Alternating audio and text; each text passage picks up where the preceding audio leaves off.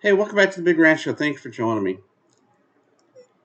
Now, a long time ago, I learned that when the government starts getting you to be distracted by things and start looking at things that you find to be a bit ridiculous to be panicked about, and the media goes along with it, maybe it's time to listen to what's going on and pay attention to what's going on um,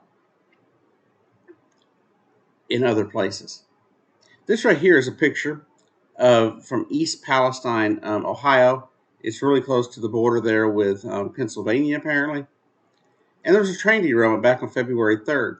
Burst into flames from 54 cars, 10 of them carrying hazardous waste. And initially, they just said it was vinyl chloride, which, there again, still not good to have in the air and the water supply.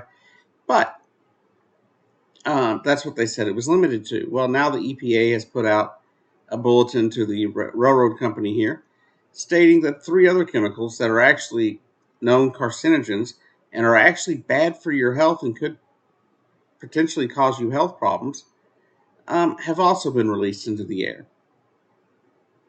Now, on February 6th, supposedly trying to prevent an explosion, they went ahead and released these chemicals into the air. You can see, you know, what's going on with the smoke and everything right there. But and the EPA said, "Oh, everything's clear." A few days later, they said, "Don't tell everybody they can come back home. Everything's just fine." But it doesn't seem that all is fine because down from this explosion and the release of this gas and everything, they're finding dead fish in streams and rivers nearby. There have been reports from numerous pet owners and animal owners in the 1 to 2 mile area that was evacuated that when they came back, their pets were dead. This isn't.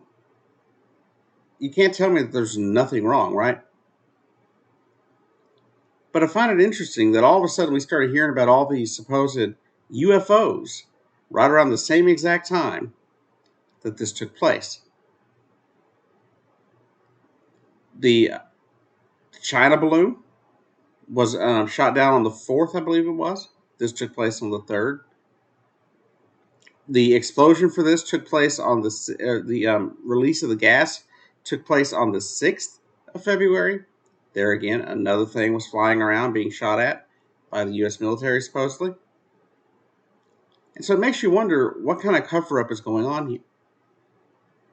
Now, state officials in Ohio swear that there have been no reports at all of animals being killed by what happened, but that just flies in the face of the evidence that we've seen. There have been a number of situations in other places where people have come forward and mentioned that this is exactly what happened. And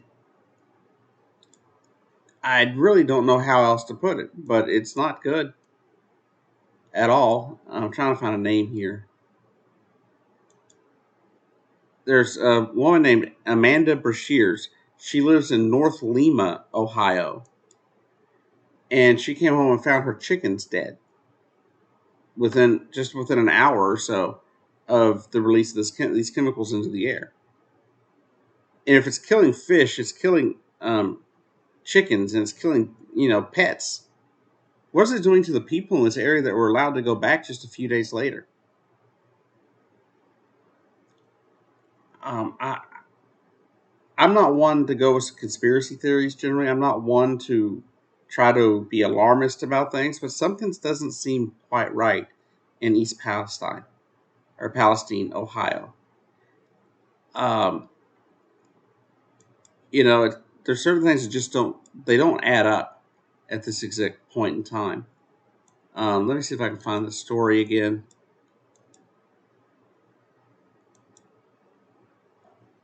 The A hazardous materials specialist by the name of Sil Kigano says we basically nuked a town with chemicals so we could get the railroad open. Because we know how much this administration, as well as our U.S. government, um, how they feel about the train companies, right?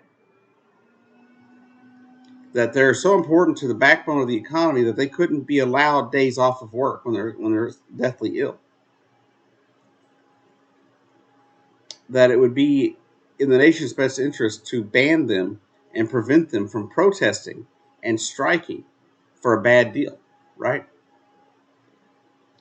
So here we are with the EPA in tow, saying that there's nothing wrong at first and allowing these chemicals to be released into the air.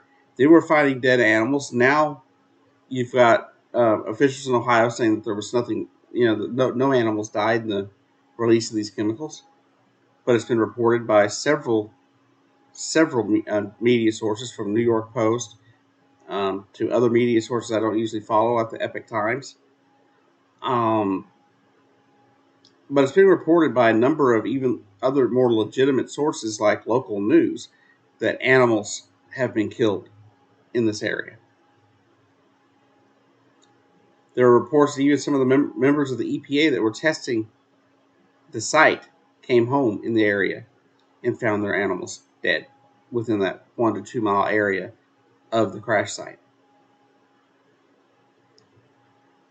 So I don't want to be alarmist or anything, but I do want to make it clear that this is what's going on. I don't know if you're even seeing it in the media. I'm not seeing it when on the websites that I frequent. I'm not even really seeing it on the Young Turks, and they usually cover all these kind of things. But the fact is, something's not right in East Palestine, and I think we need more eyes on it. The more information I get, I'll come back with another video here later this week. Anyways, y'all have a good day. If you happen to be from the East Palestine area, or Palestine area, however you want to pronounce it, or the surrounding areas, and you have any idea or any insight into what's going on that the media is not covering, please let me know. Hit me up in the comments. Um, you can also hit me up at the Big Ranch Show at gmail.com. It could just, I believe it's Big Ranch Show at gmail.com. Know the. And I'll see you down the road, though. If you have any information, or you happen to live in the area, or you have family that lives in the area, or there's any kind of information that you want to get out about it, please let me know. Anyways, I'll see you down there.